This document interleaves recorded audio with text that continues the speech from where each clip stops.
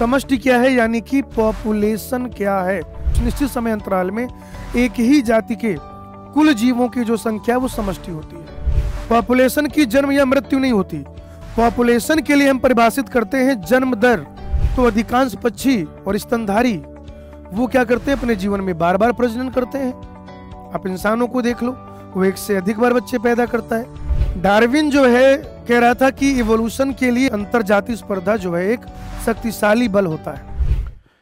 Hello बच्चों, नमस्कार। क्या हाल चाल, कैसे हैं आप सब? आई होप स्वस्थ होंगे, मस्त होंगे, फिट और फाइन होंगे। स्वागत है आप सबका इस माइंड मैप सीरीज में। और आज हम पढ़ने वाले हैं जीव और समष्टियां, अर्थात organism and population. Organism and population, organism and population. अगर आप देखें तो नीट में लगभग 2 सवाल के आसपास इसका जो है हिसाब किताब होता है। ऑन एन एवरेज 2 से 3 सवाल पूछ लिए जाते हैं, कभी कभी एक पूछा जाता है, तो आप 2 के आसपास समझ लीजिए। चैप्टर इंपॉर्टेंट है, मज़ेदार है। इसमें ये पहले चैप्टर बहुत बड़ा हुआ करता था, अब लगभग जो है आधा चैप्टर बचा हुआ है। आज से लगभग 1-2 साल पहले अगर हम देखें तो चैप्टर काफ़ी बड़ा, काफ़ी फैला हुआ कारोबार इस चैप्टर का हुआ करता था। अब वो जो कारोबार है थोड़ा सिमट गया है दोस्तों। तो जो बचा हुआ पार्ट है जीव और समष्टियां चैप्टर का, ठीक है, जो हमारा सिलेबस है, हम लोग क्या करेंगे अभी उसको कवर करेंगे बेटा। जीव और समष्टियां, ठीक है बेटा। जीव और समष्टियां अगर आप बात करें तो सबसे पहली चीज जो आपको जानना जरूरी है, सबसे पहली चीज जो जानना जरूरी है कि समष्टि क्या है। व्हाट इज पॉपुलेशन, है ना। समष्टि क्या है यानी कि पॉपुलेशन क्या है। सबसे पहली चीज तो हमें यही जानना जरूरी होता है बेटा। तो पॉपुलेशन ऐसे आप कहेंगे किसी भी जाति के जो कुल जनसंख्या है, जैसे मान लीजिए कि ये क्या है, एक निश्चित क्षेत्रफल है भाई, ठीक है जी। ये क्या है दोस्तों, एक निश्चित क्षेत्रफल है। और इस निश्चित क्षेत्रफल में एक ही जाति के जो भी ऑर्गेनिज्म रह रहे हैं भाई, एक ही जाति के जो भी ऑर्गेनिज्म रह रहे हैं, है ना, वो आपस में रिप्रोड्यूस कर रहे हैं, ठीक है। तो उस निश्चित समय इंटरवल में, उस निश्चित समय अंतराल में एक ही जाति के कुल जीवों की जो संख्या वो समष्टि होती है। एरिया निश्चित होता है, तभी आप पॉपुलेशन काउंट कर पाते हैं। जैसे कोई गीली जमीन है ना, होता नहीं, रोड के किनारे से जमीन होती, पानी वानी भरा होता है। उस गीली जमीन में क्या हो जाए बेटा, जो जलीय पक्षी हैं, जल काक हो जाए, या फिर किसी जंगल में सागवान के वृक्ष हो जाएं, या किसी संवर्धन प्लेट में, कल्चर प्लेट में बेटा क्या हो जाए, बैक्टीरिया, जीवाणु हो जाए। कोई एक खाली घर है, त्याग दिया गया आवास है, वहां पर चूहे जो है उनकी संख्या हो जाए, या किसी एक तालाब में बेटा कमल हो जाए। ये सब क्या है, समष्टि के उदाहरण है। अब कुछ गुण ऐसे होते हैं जो व्यक्ति पर लागू होते हैं, ऑर्गेनिज्म पर लागू होते हैं, और कुछ ऐसे होते हैं जो समष्टि के गुण होते हैं, यानी कि वो पॉपुलेशन के एट्रीब्यूट होते हैं। जैसे किसी व्यक्ति का जन्म होता है, किसी व्यक्ति की मृत्यु होती है। पॉपुलेशन की जन्म या मृत्यु नहीं होती। पॉपुलेशन के लिए हम परिभाषित करते हैं जन्म दर, कि कितने बच्चे वहां पैदा हुए समय अवधि में। मृत्यु दर, कितने लोगों की मृत्यु हो गई। लिंग अनुपात, कितने मेल और फीमेल हैं, मेल और फीमेल का रेशियो क्या है।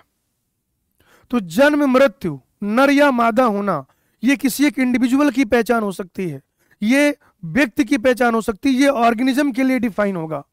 लेकिन बेटा जब आप बात करते हैं पॉपुलेशन के लिए, जब आप बात करते हैं समष्टि के लिए, तो फिर जन्म दर, मृत्यु दर या लिंगानुपात जो है वो परिभाषित होता है मित्रों। जैसे अगर हम लोग क्या करें, विभिन्न आयु वर्ग के प्राणियों को कुछ व्यवस्थित करें तो आयु पिरामिड बनता है, आयु पिरामिड। और ये जो आयु पिरामिड है, इसमें क्या होता है बेटा, सबसे ऊपर टॉप पर उन लोगों को रखा जाता है जननोत्तर, पोस्ट रिप्रोडक्टिव एज ग्रुप, यानी लगभग 45 या 50 साल से ज्यादा की जो एज है।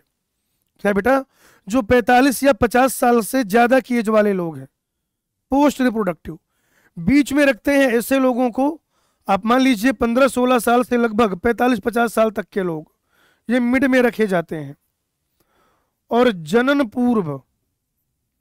जनन पूर्व बेटा सबसे बॉटम में रखे जाते हैं, यानी जो खुद अभी बच्चे हैं वो सबसे नीचे रखे जाएंगे। जब पिरामिड बनाए जाएंगे बेटा, पिरामिड पिरामिड जब बनाए जाएंगे, पिरामिड जब बनाए जाएंगे तो भाई क्या हो जाएगा कि ये जो है, ये जो सबसे छोटे लोग हैं, मतलब 15-16 साल तक के, यानी कि जो बच्चे हैं, वो सबसे नीचे व्यवस्थित किए जाते हैं। जो बच्चे पैदा करने योग्य हैं, जननक्षम रिप्रोडक्टिव एज ग्रुप, वो मध्य में। और बेटा जो बच्चे पैदा कर चुके हैं, अब उनकी एज हो चुकी है, यानी कि आप ऐसा कह सकते हैं लगभग 50 साल से ऊपर के लोग, पोस्ट रिप्रोडक्टिव एज ग्रुप, वो सबसे टॉप में रखा जाता है। अगर ऐसा हो जाए, देखिए बेटा ध्यान से, अगर ऐसा हो जाए कि जो जननक्षम एज ग्रुप है, जननक्षम एज ग्रुप, उसकी जो संख्या है वो जनन पूर्व से कम है ना। पहला, बढ़ती हुई जनसंख्या की निशानी है कि वहां पर यंग लोग जो हैं, बच्चे बहुत ज्यादा होंगे, और कल को जब ये बच्चे बड़े होंगे तो ये और सारे बच्चे पैदा करेंगे। तो अगर जननक्षम लोगों की जो जनसंख्या है वो जनन पूर्व से क्या है, कम है, यानी प्री रिप्रोडक्टिव एज ग्रुप की संख्या रिप्रोडक्टिव एज ग्रुप से ज्यादा है, तो वो एक बढ़ती हुई पॉपुलेशन की पहचान है, एक बढ़ती हुई जनसंख्या की पहचान है। अगर ऐसा हो जाए कि जननक्षम और जनन पूर्व बराबर हो जाएं, जननक्षम और जनन पूर्व बराबर हो जाएं, तो स्थिर है ये पॉपुलेशन। आज जिस रेट के साथ वहां बच्चे पैदा हो रहे हैं, आगे भी वहां वही होने वाला है, स्थिर समुदाय कह देंगे। और बच्चों अगर ऐसा हो जाए कि जननक्षम की संख्या जो है, जननक्षम की संख्या वो ज्यादा है और जनन पूर्व की संख्या है कम, तो ये बेटा एक घटती हुई जनसंख्या की पहचान है, घटती हुई जनसंख्या की पहचान है। क्योंकि आज जहां कम बच्चे हैं, आज जहां पर बच्चों की संख्या कम है, निकट भविष्य में, आगे आने वाले समय में क्या होगा, वहां कम बच्चे पैदा हो रहे होंगे, यानी उनका जो पॉपुलेशन साइज है वो क्या हो रहा होगा, डिक्लाइन हो रहा होगा। चाइना में शुरू हो चुका है, और ये जिस हिसाब से गतिविधियां चल रही हैं, आज से लगभग 20 साल बाद, आज से लगभग 25 साल बाद भारत जो है बूढ़ों का देश होगा, बूढ़े लोगों की जनसंख्या कहीं ज्यादा होगी। ठीक है जी। एक चीज होती है समष्टि घनत्व। ये जो समष्टि घनत्व है, इसको हम क्या करते हैं, एन से रिप्रेजेंट करते हैं बेटा, एन से। समष्टि घनत्व को हम लोग एन से रिप्रेजेंट करते हैं। किसी एरिया में कुल कितनी संख्या उपस्थित है, ये उस समष्टि का, ये उस पॉपुलेशन का घनत्व हो जाएगा, उसकी डेंसिटी हो जाएगी। यानी कि कुल संख्या और उसका भाग दे देंगे क्षेत्रफल से, तो क्या हो जाएगा, वो किसी समष्टि का घनत्व हो जाएगा। कभी आप देखेंगे तो समष्टि घनत्व 10 से कम हो सकता है, जैसे कि साइबेरियाई सारस, साइबेरियाई सारसों की संख्या भरतपुर की आर्द्रभूमि में। या ऐसा भी हो सकता है कि ये जो एन है ये लाखों में उपस्थित हो, समष्टि घनत्व आप लाखों में देखें, जैसे कि किसी तालाब में कमल, किसी तालाब में कमल हो सकता है कि वो एन जो है बहुत ज्यादा वैल्यू दिखे। ये रटने की बात नहीं, ये समझने की बात है कि एन की जो वैल्यू है वो कम भी हो सकती है और ज्यादा भी हो सकती है, कम भी हो सकती है बेटा और ज्यादा भी हो सकती है। अब ये समष्टि घनत्व की गणना कैसे की जाए, ये जो समष्टि घनत्व है, इस समष्टि घनत्व की गणना कैसे की जाए, तो आप संख्या गिन सकते हैं। मान लीजिए कहीं पर 20 आम के पेड़ लगे हैं और 30 बरगद के पेड़ लगे हैं, इसका मतलब क्या हो जाए कि वहां पर 30 बरगद, उनका एन ज्यादा है, उनका समष्टि घनत्व ज्यादा है। तो जब संभव होता है और जब सही होता है, मीनिंगफुल होता है, तो आप संख्या गिनकर समष्टि घनत्व बता सकते हैं दोस्त। लेकिन आप ऐसे सोचो कि बरगद का एक पेड़ लगा हुआ है और वहां पर 200 पार्थेनियम घास लगी हुई है, तो अब संख्या गिनना सही नहीं होगा। एक बरगद का विशालकाय वृक्ष लगा हुआ है और उसके ऐसे आसपास 200 पार्थेनियम घास लगी हुई है, तो हम ये नहीं कह सकते कि अब 200 पार्थेनियम ज्यादा है, एक कहां तो वो विशालकाय बरगद का वृक्ष। तो फिर हम क्या करते हैं कि उन्होंने कितना हिस्सा कवर किया हुआ है, कितना हिस्सा कवर किया हुआ है, या जैव भार क्या है। जैसे एक बरगद का जो एन है वो 200 घास से ज्यादा होगा, क्योंकि हम जैव भार या उसने कितना एरिया कवर किया हुआ है, प्रतिशत आवरण को, या आपको क्या करना है, पेट्री डिश में बैक्टीरिया गिनना है या किसी तालाब में मछली, तो आप एक आपेक्षिक घनत्व निकाल सकते हैं। आपेक्षिक घनत्व में एक लगभग आइडिया लगता है। आप बहुत एक्यूरेटली नहीं कह सकते कि एकदम सही बात है, लेकिन एक आइडिया लग जाता है। हमारे जो क्या है टाइगर रिजर्व है, जहां पर बाघों को आरक्षित किया गया है, तो उनके पैरों के निशान देखे जाते हैं और फीकल पैलेट्स मल गुटिकाएं देखी जाती हैं। तो मल गुटिकाओं का अंदाजा लगाया जाता है और पग चिन्ह, उनके जो पैरों के निशान है, पंजे के जो निशान है, इस प्रकार से ये जनसंख्या को जो है समष्टि घनत्व को गिनने का काम होता है। यहां तक देखिए, फिर उसके बाद आगे बढ़ेंगे।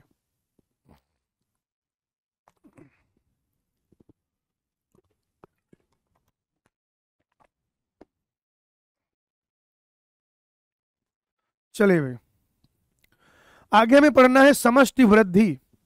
समष्टि वृद्धि, पॉपुलेशन ग्रोथ।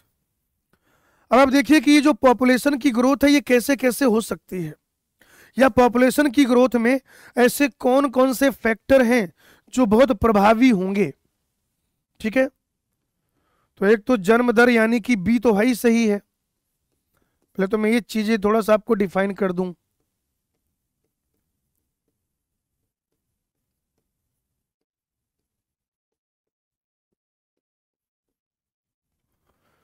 पहले तो बेटा कुछ ये चीजें मैं आपको डिफाइन कर दूं।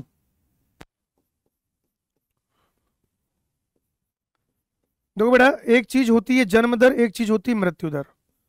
कितने लोग उस दिए गए समय में पैदा हुए वो जन्म दर, कितने सारे लोगों की मृत्यु हो गई उस दिए गए अवधि में वो हो जाएगी मृत्यु दर, है ना। जैसे किसी गांव में एक साल में कितने लोग पैदा हुए, ये क्या हो जाएगा, जन्म दर। उस गांव में कितने लोगों की मृत्यु हो गई, ये क्या हो जाएगा बेटा, मृत्यु दर। मृत्यु दर हो जाएगा।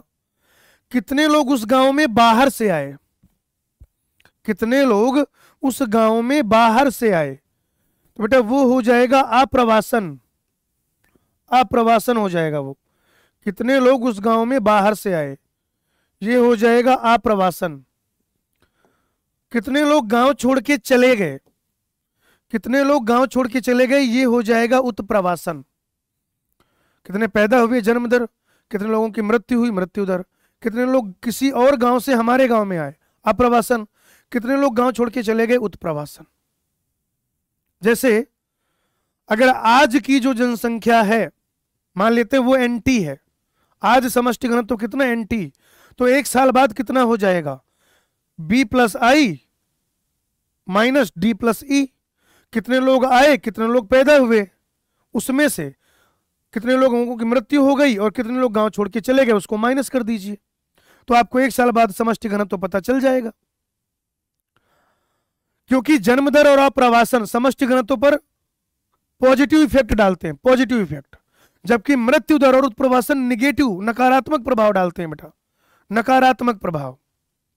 तो अगर बी प्लस आई की वैल्यू ज्यादा है, जन्म दर और अप्रवासन का जो मान है, वो जो संख्या है, अगर वो मृत्यु दर और उत्प्रवासन से अधिक है, यानी कि साल भर बाद अधिक समष्टि घनत्व होगा। अगर ये दोनों इन दोनों के बराबर हैं, तो आज जितना समष्टि घनत्व है साल भर बाद उतना ही समष्टि घनत्व होगा। और अगर कभी ऐसा हो जाए कि जन्म दर और अप्रवासन की कुल संख्या मृत्यु दर और उत्प्रवासन की कुल संख्या से कम हो जाए, यानी कि बी प्लस आई की वैल्यू डी प्लस ई से कम हो जाए, इसका मतलब उस गांव की जनसंख्या एक साल बाद आज की जनसंख्या से कम होगी। इसके साथ साथ कुछ और भी फैक्टर है बेटा, कुछ और भी फैक्टर है, जैसे आहार उपलब्धता, खाना कितना उपस्थित है। दो पॉपुलेशन है, सब कुछ एक जैसा है ना। मान लो दो जंगल हैं, जंगल दोनों बराबर हैं, एक जगह चरने के लिए घास ज्यादा है, एक जगह चरने के लिए घास कम है। बकरियों की जनसंख्या कहां पर ज्यादा होगी, जहां पर चरने के लिए घास ज्यादा है। मान लीजिए सब कुछ बढ़िया है, बकरियों की प्रारंभिक दो जंगल हैं, दोनों जंगलों में बकरियों की प्रारंभिक संख्या समान है, एक जैसा मौसम है, बढ़िया खाना, दोनों बराबर की घास वास है सब। लेकिन एक जंगल में 50 शेर छोड़ दिए गए हैं, एक जंगल में 10 शेर छोड़ दिए गए हैं। एक साल के बाद किस वाले जंगल में समष्टि घनत्व तो ज्यादा होगा, बकरियों का, जहां पे शेरों की संख्या कम है, जहां पे प्रभक्षण दाब कम है। बकरियों की प्रारंभिक संख्या समान है, जंगल का क्षेत्रफल समान है, उसमें आहार उपलब्धता समान है, दोनों में 10-10 शेर छोड़े गए थे। जहां मौसम बढ़िया होगा, बकरियों के अनुकूल होगा, उस जंगल में बकरियों का समष्टि घनत्व तो बढ़ेगा, ज्यादा बढ़ेगा। जहां पे बहुत बढ़िया मौसम नहीं है वहां पे कम बढ़ेगा। तो ये वो कारक है बेटा जो क्या करते हैं, समष्टि वृद्धि को प्रभावित करते हैं। और क्या होता है, यूजुअली तो जन्म दर और मृत्यु दर का ज्यादा प्रभाव है। यूजुअली क्या होता है, जन्म दर का प्रभाव जो है और मृत्यु दर का प्रभाव ज्यादा देखने को मिलता है। लेकिन अगर कोई नई नई कॉलोनी बनी है, नई नई कॉलोनी, तो नई कॉलोनी में जन्म दर से अधिक प्रभाव किसका होता है, आप्रवासन का। जन्म दर से अधिक प्रभाव किसका होता है बच्चों, किसी भी एक नई कॉलोनी की अगर आप बात करें तो जन्म दर से अधिक जो प्रभाव होता है वो आप्रवासन का होता है। किसका होता है, आप्रवासन का। बाहर से आने वाले लोगों की संख्या का बेटा, बाहर से आने वाले लोगों की संख्या का। अब अलग अलग तरीके के वृद्धि मॉडल हैं बेटा। जैसे एक क्या है, चरघातांकी वृद्धि मॉडल है भाई। एक क्या है बताइए, चरघातांकी वृद्धि मॉडल। और बच्चों दूसरा हो जाएगा संभार तंत्र वृद्धि मॉडल। अगर आप चरघातांकी वृद्धि की बात करें तो ये उन जीवों में देखने को मिलेगी जिनके लिए संसाधन सीमित नहीं है प्रकृति में। ऐसे जीव जिनके लिए प्रकृति में संसाधन सीमित नहीं है, वहां पर आपको चरघातांकी वृद्धि देखने को मिलेगी। चरघातांकी वृद्धि आप देखेंगे कि बहुत तेजी के साथ इनकी संख्या बढ़ेगी। अगर टी समय पर, अगर प्रारंभिक समष्टि घनत्व n 0 है, n नॉट है, तो टी समय के बाद क्या हो जाएगा, समष्टि घनत्व nt हो जाएगा। समय t पर समष्टि घनत्व nt जो है वो n नॉट ERT के बराबर होगा। किसके बराबर होगा बेटा, n नॉट ERT। जहां पर n नॉट क्या है, t समय पर समष्टि घनत्व, n नॉट क्या है, प्रारंभिक समष्टि घनत्व, E क्या है, प्राकृतिक लघु गुणक का आधार, R क्या है, प्राकृतिक वृद्धि की इंट्रिंसिक रेट, और T क्या है, समय। R की जो वैल्यू है नार्वे चूहा के लिए होती है 0.015, आटा भृंग फ्लोर बीटल के लिए होती है 0.12, और 1981 में भारत में मनुष्यों के लिए कितनी थी, 0.0205, 0.0205 थी बेटा। इस तरीके से होता है यह काम, 0.0205। ये तो आपको ये पता चलेगा कि कितना है। अगर आप उस दरमियान हुए चेंज को देखना चाहते हैं, चेंज, तो फॉर्मूला होता है dn/dt equal to b minus D into N, और b माइनस डी की जगह हम लोग लिख सकते हैं r, यानी कि dn/dt इक्वल टू rn। अब अगर ऐसा हो जाए कि b और d बराबर हो जाएं तो r 0 रहेगा, यानी कि कोई चेंज नहीं आएगा। अगर ये b की वैल्यू d से ज्यादा है तो r पॉजिटिव रहेगा, यानी कि समष्टि घनत्व में पॉजिटिव चेंज आएगा, वो बढ़ रही है। अगर v की वैल्यू कम है, d की वैल्यू ज्यादा है, तो r निगेटिव हो जाएगा, निगेटिव चेंज आएगा, यानी कि कुछ समय के बाद वहां पर क्या हो जाएगा, जनसंख्या जो है बेटा वो कम हो जाएगी। कुछ समय के बाद क्या हो जाएगा बेटा, जनसंख्या जो है वो कम हो जाएगी। देखिए उसको फटाफट से आगे बढ़ेंगे।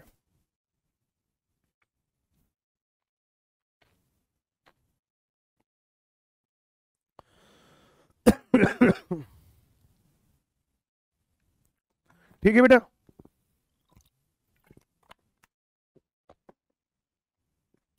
नेक्स्ट है, ध्यान से सुनेंगे भाई। नेक्स्ट बेटा अगर हम लोग बात करें तो जो संभार तंत्र वृद्धि है कब होती है, जब संसाधन सीमित नहीं होते हैं। जिन जीवों के लिए प्रकृति में जो संसाधन है वो सीमित नहीं होते हैं, और ये ज्यादा रियलिस्टिक अप्रोच, अधिक यथार्थ है ये। इसमें अगर आप चेंज ज्ञात करना चाहते हैं तो वर्लुस्ट पर लॉजिस्टिक वृद्धि जो फॉर्मूला जो कर्व है उससे ज्ञात कर सकते हैं, जहां पर dn और dt बराबर क्या हो जाएगा, rn इंटू के माइनस एन डिवाइडेड बाई के। और ये के होता है पोषण क्षमता। क्या क्या होता है बेटा, पोषण क्षमता होता है। पोषण क्षमता से क्या मतलब है, पोषण क्षमता यानी कि के का क्या मतलब है कि कोई भी जो समुदाय है, कोई भी जो इकोसिस्टम है, मैक्सिमम कितने नंबर ऑफ इंडिविजुअल को क्या कर सकता है, मैक्सिमम वो कितने नंबर ऑफ इंडिविजुअल को होल्ड कर सकता है। ठीक है भाई। अगर आप यहां पर देखें तो देखो, बढ़ते हुए टी के साथ, समय के साथ साथ क्या हो रहा था, ये देखो बढ़ रहा था, बढ़ रहा था, बढ़ रहा था। लेकिन जिस दिन के और एन बराबर हो गए, अब आपको एक सीधी लाइन मिल जाएगी। के क्या है, ये एक तरीके से आप कह सकते हैं किसी भी इकोसिस्टम में जो एन की मैक्सिमम वैल्यू है वही के है। N max is equal to K. N की वैल्यू कभी भी के से ज्यादा हो ही नहीं सकती, समझिए आप। नहीं सपोर्ट कर पाएगा इकोसिस्टम, नहीं है उसके पास उतने संसाधन, मामला गड़बड़ा जाएगा भाई। ठीक है, तो जिनके लिए संसाधन सीमित नहीं होते हैं, संभार तंत्र वृद्धि होती है, ज्यादा रियलिस्टिक अप्रोच है, अधिक यथार्थ है ये फॉर्मूला। और सिग्मोइड कर्व मिलेगा बेटा, यहां पर एस शेप ग्राफ मिलेगा आपको। क्या मिलेगा, sigmoid curve, S shape graph. Next बच्चों, जीवन भृत भिन्नता। जीवन भृत भिन्नता यानी कि आप कह सकते हैं लाइफ हिस्ट्री वेरिएशन। देखो हर जीव जो है वो क्या चाहता है, अपनी आबादी सबसे ज्यादा चाहता है। इसके लिए वो अलग अलग तरीके से आप क्या कह सकते हैं कि अपना जीवन यापन करता है, अपने आप को अनुकूलित करता है। जैसे कुछ जीव वैसे होते हैं जो अपने पूरे जीवन काल में केवल एक बार प्रजनन करते हैं। कुछ ऐसे जीव होते हैं बेटा जो अपने जीवन काल में केवल और केवल एक बार प्रजनन करते हैं।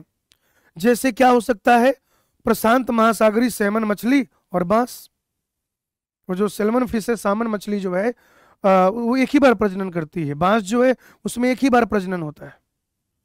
लेकिन वहीं अगर दूसरी तरफ आप देखें तो अधिकांश पक्षी और स्तनधारी वो क्या करते हैं, अपने जीवन में बार बार प्रजनन करते हैं।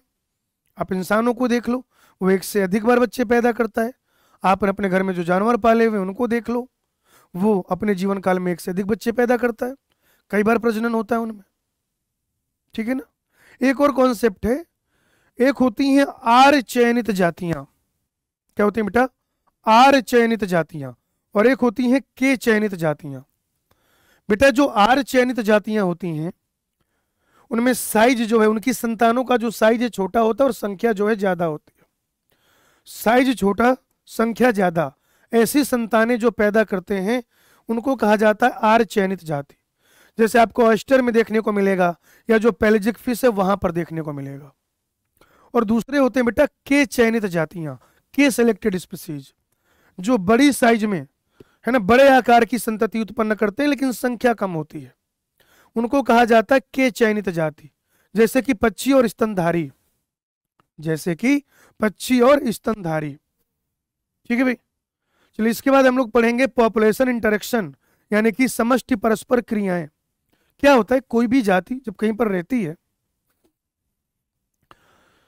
तो वो क्या करती है बेटा, अपने सर्वाइवल के लिए, अपनी उत्तरजीविता के लिए, अपने ग्रोथ के लिए अलग अलग तरीके से लोगों से इंटरेक्ट करती है, अलग अलग तरीके से वो क्रिया करती है।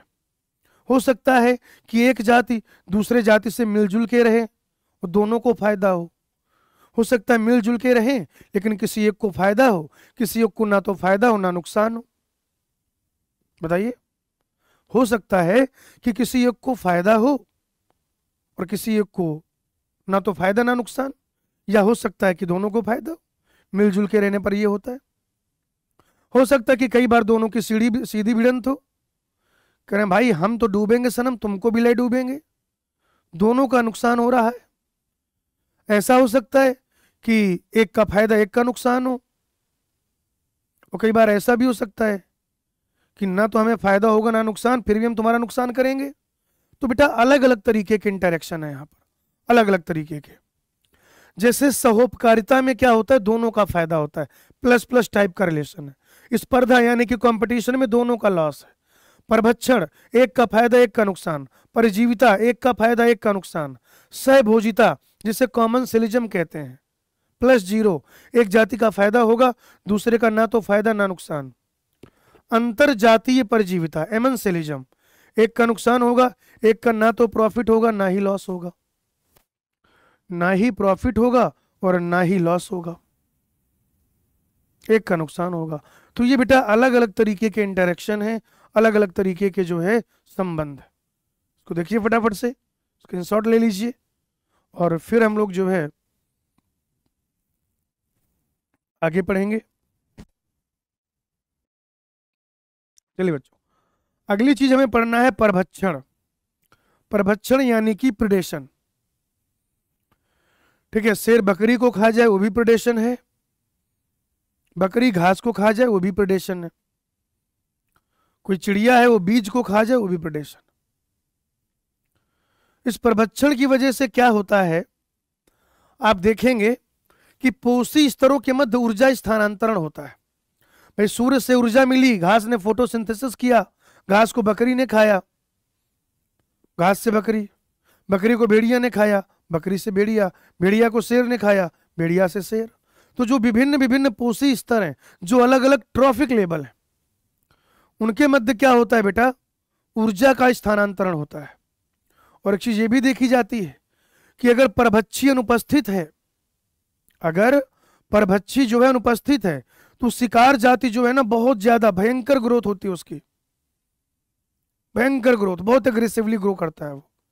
जैसे 1920 के आरंभ में क्या देखा गया, ऑस्ट्रेलिया में एक विशेष प्रकार की नागफनी प्रिकली पियर कैक्टस, वो भाई ओवर ग्रोथ हुई उसकी, हजारों लाखों हेक्टेयर में फैल गया, हेक्टेयर में फैल गया वो।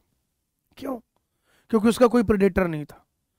कैक्टस गाना गा रहा है, यहां भी होगा वहां भी होगा, अब तो सारे जहां में होगा क्या, मेरा ही कैक्टस। इकड़े तिकड़े हर जगह भाई साहब, यहां वहां यत्र तत्र सर्वत्र कैक्टस ही कैक्टस। तो वहां पर एक ऐसा सलभ, एक मौत इंट्रोड्यूस करना पड़ा जो नागफनी को खाता था। तब जाके नागफनी की जो पॉपुलेशन है वो कंट्रोल हुई। बहुत ज्यादा नागफनी वहां हो गया था भाई, नागफनी की पॉपुलेशन ही नहीं कंट्रोल हो पा रही थी। और जो कृषि पीड़कनाशी है, मैंने आपको उधर माइक्रोब्स वाले चैप्टर में पढ़ाया था, वो यही परभक्षी शिकार संबंध पर तो आधारित है। परभक्षी शिकार संबंध पर तो आधारित है कि आपकी फसल को एक कीड़ा खा रहा है, तो आप उस कीड़े खाने वाले कीड़े, जो कीड़ा जो आपकी फसल खा रहा है, तो फसल खाने वाले कीड़े को खाने वाला कीड़ा वहां पे इंट्रोड्यूस कर दीजिए। तो जो कीड़ा आपने इंट्रोड्यूस किया वो उस कीड़े को खाएगा जो आपकी फसल खा रहा था, वो कीड़ा भी मस्त और आपकी फसल भी जबरदस्त। तो ये जो कृषि पीड़कनाशी हैं, ये किस पर आधारित होते हैं, परभक्षी शिकार संबंधों पर आधारित होते हैं। किस पर आधारित होते हैं बेटा, परभक्षी शिकार संबंधों पर। और परभक्षी शिकार जो संबंध है, मैंने आपको बताया वही कीड़े का एग्जाम्पल लेके। एक और चीज होती है, परभक्षी जो है प्रेडेटर, वो शिकार जातियों के बीच में कंपटीशन की इंटेंसिटी को भी कम रखता है, स्पर्धा की तीव्रता को कम करता है और जैव विविधता को मेंटेन करके रखता है। परभक्षी का एक रोल यह भी है कि वो शिकार जातियों के मध्य स्पर्धा की तीव्रता को कम करता है और जैव विविधता को बनाए रखता है। जैसे एक प्रयोग के दौरान क्या देखा गया कि अमेरिकी प्रशांत तट में जो चट्टानी अंतर्राष्ट्रीय ज्वारी समुदाय था, वहां पर एक परभक्षी जो था तारामीन पिजास्टर, उसको हटा दिया गया। और तारामीन पिजास्टर को हटाने के बाद क्या देखा गया कि एक साल के भीतर 10 से अधिक जातियां अकशेरुकी प्राणियों की वहां से गायब हो गई, कंपटीशन की वजह से। क्योंकि उनका कंपटीशन इतना ज्यादा बढ़ गया कि वो जातियां जो बेटा वहां से क्या हो गई, विलुप्त हो गई। तो ये भी है कि जो परभक्षी है वो शिकार जातियों के बीच स्पर्धा की तीव्रता को कम करके जैव विविधता को मेंटेन करता है। परभक्षी बहुत चालाक होता है, प्रूडेंट होता है, होशियार होता है। वो कभी भी शिकार का ओवर एक्सप्लॉइट नहीं करता, वो कभी भी शिकार का अतिदोहन नहीं करता, क्योंकि इसे मालूम है अगर पूरा का पूरा शिकार खत्म हो जाएगा तो मैं खाऊंगा क्या। तो परभक्षी जो होता है बहुत प्रूडेंट होता है।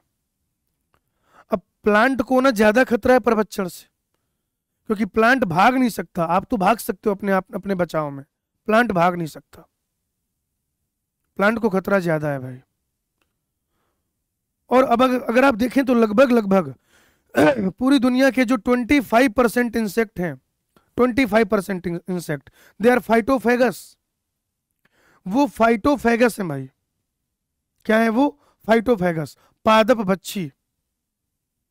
25% से ज्यादा इंसेक्ट जो है वो पादप भक्षी है बेटा, पादपों पर निर्भर है। तो वैसे में प्लांट और एनिमल में परभक्षण से बचाव के कुछ तरीके खोजे गए, परभक्षण से बचाव के कुछ तरीके खोजे गए। जैसे अकेसिया या कैक्टस में कांटा लगा होता है। कैलोट्रोपिस एक कार्डियक ग्लाइकोसाइड पाया जाता है। अलग अलग प्लांट में निकोटीन, कैफीन, क्विनिन या स्ट्रिक्निन, अफीम वगैरह पाए जाते हैं। एनिमल में देखें तो कीड़े और मेढक छद्म आवरण कॉमोफ्लेज शो करते हैं। मोनार्क तितली जो है वो जब लार्वा था उसका, तो वो एक विषैली खरपतवार को वहां से अपना पोषण ले रहा था। तो बहुत ज्यादा वो क्या होता है, डिस्टेस्टफुल होता है, अरुचिकर होता है। लोग उसको नहीं, मतलब तो कीड़े वगैरह उसको नहीं खाते हैं। तो ये इस तरीके से उनमें बचाव के क्या है ये तरीके। इसको देखिए फटाफट से। प्रभक्षण कैरेक्टरिस्टिक प्लस प्लस टाइप का रिलेशन, प्लस माइनस टाइप का रिलेशनशिप, प्रभक्षण से बचाव के तरीके। प्रभक्षण से बचाव के तरीके।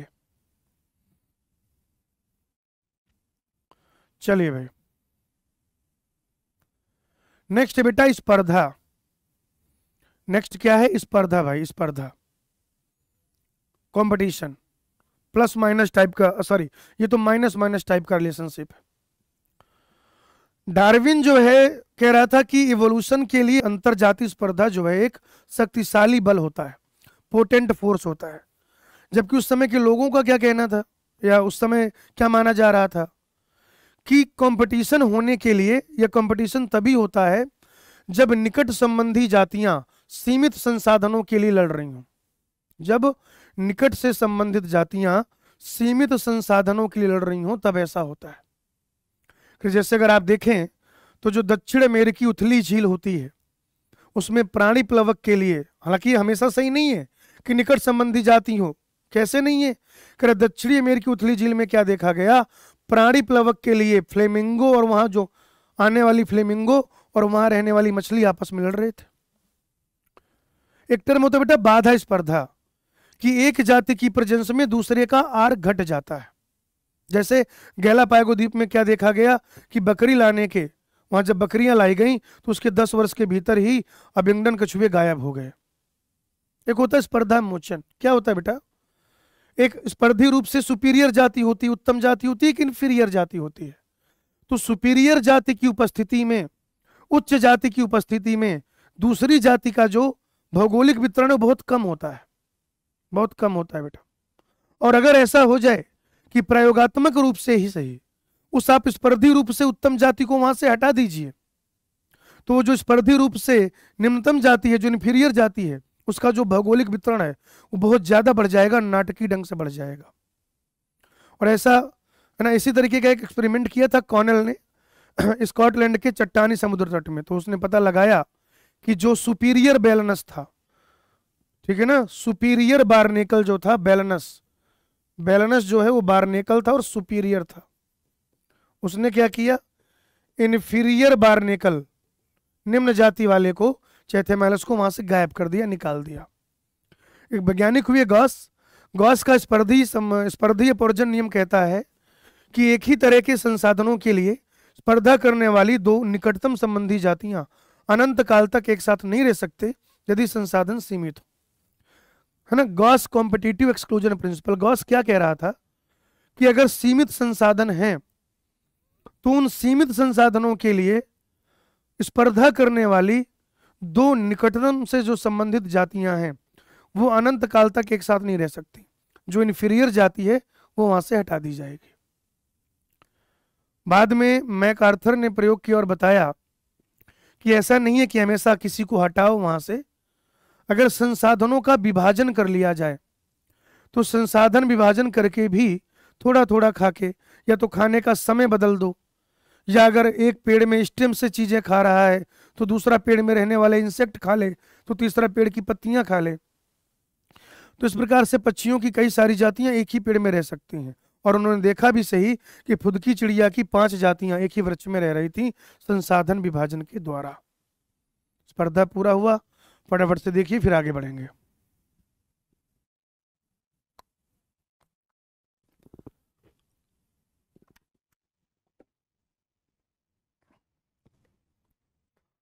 चलो भैया,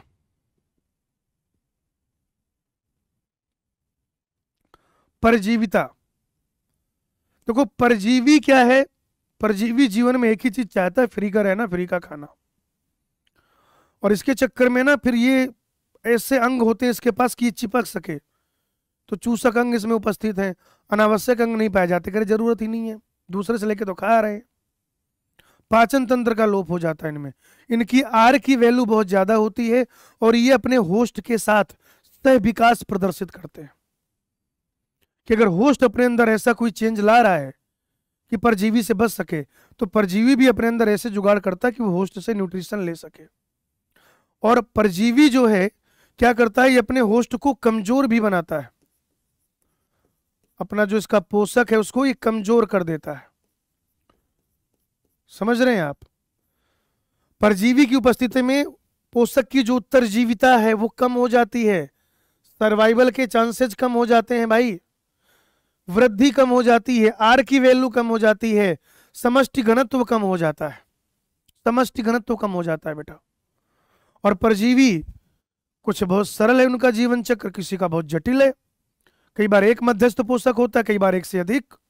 जैसे अगर आप मानव यकृत प्रणाब को देखें, प्रणाबक्रमी जीवी जो है ट्रिमेटोड पैरासाइट, उसके दो मध्यस्थ पोषक होते हैं, घोंघा और मछली, मध्यस्थ पोषक। प्लाज्मोडियम का जो मध्यस्थ पोषक है वो मच्छर है। मच्छर जो है वो पैरासाइट नहीं है, मच्छर पैरासाइट नहीं है, मच्छर जो है वाहक है, वेक्टर है। वो ना तो ह्यूमन की बॉडी में शेल्टर लेता है और ना ही ह्यूमन ब्लड को यूज करता है न्यूट्रिशन के लिए, वो बॉडी वार्मिंग के लिए, इंक्यूबेशन के लिए क्या करता है, ब्लड का यूज करता है। अब परजीवी अगर होस्ट के ऊपर रह रहा है तो बाह्य परजीवी कहेंगे। जैसे आपके सर में जू पड़ जाए, कुत्ते में चिंचड़ियां, या समुद्री मछली के ऊपर अरित्रपाद। लेकिन अगर ये जो परजीवी है ये होस्ट के अंदर रहे तो अंतः परजीवी कहेंगे, जैसे आपके यकृत, फेफड़ा, वृक्क या आरबीसी में रहने वाले परजीवी, ठीक है ना, यकृत, फेफड़ा, वृक्क या आरबीसी में रहने वाले परजीवी। ये जो कसकुटा होता है बेटा अमरबेल, ये पादप है लेकिन ये परजीवी है, इसके पास क्लोरोफिल नहीं है, इसके पास रूट सिस्टम भी नहीं है, ये दूसरे पादप से जीवन यापन करता है। कोयल और कौवा, कोयल जो है वो अपना घोंसला नहीं बनाता है, और जब उसे अंडे देने होते, अपने अंडे रखने होते हैं, तो वो कौवे के घोंसले में रख देता है। हालांकि उसके अंडों का जो साइज है, जो रंग है, वो कौवे के जैसा ही होता है, तो कौवा उसके बच्चे सेता है, उसको कहते हैं अंड परिजीविता, ब्रूड पैरासिटिज्म या सामाजिक परजीविता। तो ये परजीविता के बारे में याद रखिएगा, सवाल पूछा जरूर जाता है यहाँ से। परजीविता के बाद बेटा हम लोग पढ़ेंगे यहाँ पर सहभोजिता के बारे में और सहोपकारिता के बारे में। सहभोजिता, ठीक है, +0 टाइप का रिलेशन है, +0 टाइप का रिलेशन है भाई। जैसे आम पर अधिपादप, मान लो ये कोई प्लांट है और इस प्लांट के ऊपर ऐसे ये दूसरे प्लांट उगे हुए हैं, सहभोजिता, आम का कोई फायदा नहीं है। अधिपादप क्या करता है, उससे प्रकाश और मॉइस्चर मिलता है। वेल की पीठ पर बारनेकल, ये देखो ये वेल में बारनेकल लगे हुए हैं, वेल का कोई प्रॉफिट नहीं, कोई लॉस नहीं है। बारनेकल का क्या फायदा है, जिधर जिधर वेल जाता है ये भी उधर उधर जाते रहते हैं, इनको नई नई भोजन की साइट मिलती रहती है। पक्षी, बगुला और चारण पशु, चारण पशु अपना जीवन यापन कर रहे हैं, चल फिर रहे हैं, खा पी रहे हैं, उसका कोई लेना देना नहीं है।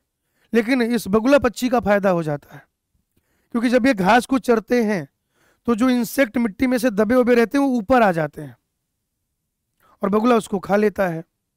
समुद्री एनीमोन और क्लाउन मछली, समुद्री एनीमोन का कोई फायदा कोई नुकसान नहीं है, लेकिन जो क्लाउन मछली है इसके जो दंशन स्पर्शक होते हैं सी एनीमोन के, तो दूसरा जो प्राणी है उससे सुरक्षा मिल जाती है। सी एनीमोन कोई हार्म नहीं करता क्लाउन फिश को, उल्टे सी एनीमोन की वजह से इसको दूसरे लोगों से भी क्या है बेटा, सुरक्षा मिल जाती है। नेक्स्ट बच्चों सहोपकारिता। सहोपकारिता में अगर आप देखें तो दोनों का फायदा होगा, जैसे लाइकेन इसका उदाहरण है। तो कवक और शैवाल या फिर ब्लू ग्रीन एल्गी, तो कवक क्या करेगा, रहने के लिए जगह देगा, खनिज और जल देगा। शैवाल क्या करेंगे, भोजन बना के दे देंगे। जैसे कवक मूल माइकोराइजा, तो कवक मूल यानी माइकोराइजा में क्या होगा, कवक और उच्च पादपों की मूल का संबंध है। कवक क्या करेगा, वाटर मिनरल एब्जॉर्ब करके दे देगा, रूट से उसे फूड मिल जाएगा। पादप और परागणकारी, परागणकारी को नेक्टर खाने को मिल जाएगा, पीने को मिल जाएगा, और पादप का परागण हो जाएगा। जैसे अंजीर और बर्र, अंजीर क्या है, अंजीर का परागण होता है और बर्र अपने अंडे से लेता है वहां पर, और जब अंजीर का है ना, फल विकसित हो रहा होता है तो उसका लार्वा उसी को खा पी रहा होता है। इसके लिए एक एग्जाम्पल है बेटा मेडिटेरेनियन ऑर्किड और गुंज मच्छी का। इसमें लैंगिक कपट देखने को मिलता है, छद्म मैथुन देखने को मिलता है। ऑर्किड में पुष्प की जो एक पंखुड़ी है वो अपने आप को ऐसे रूपांतरित कर लेती है जैसे फीमेल मक्खी। तो मेल मक्खी को लगता है कि ये फीमेल मक्खी और वो कपुलेट करता है, स्यूडो कपुलेशन होता है, छद्म मैथुन है वो, लैंगिक कपट कहते हैं इसको, सेक्सुअल डिसीट। इसमें जैसा जैसा परिवर्तन फीमेल मक्खी में होगा उस ऑर्किड को भी अपने अंदर वैसे परिवर्तन करने पड़ेंगे पंखुड़ी में, नहीं तो जो मेल मक्खी वो पहचान लेगा कि ये फीमेल नहीं है।